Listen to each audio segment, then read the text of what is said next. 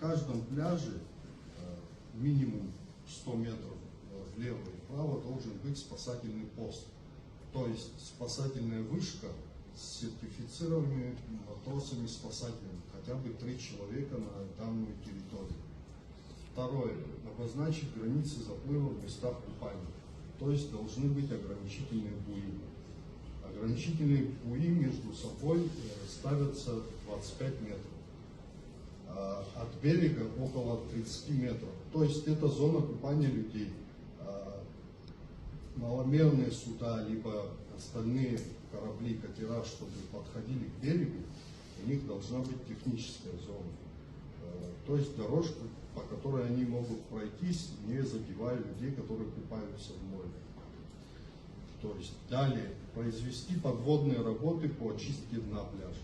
Ну, как известно, в течение года у нас бывают сильные шторма, и много всего бывает под водой, недалеко от берега, и люди, когда ныряют, было несколько несчастных случаев, поэтому в данных правилах указано, что ежегодно водолазы должны осмотреть, если в силах очистить данную территорию под водой, они должны их очистить.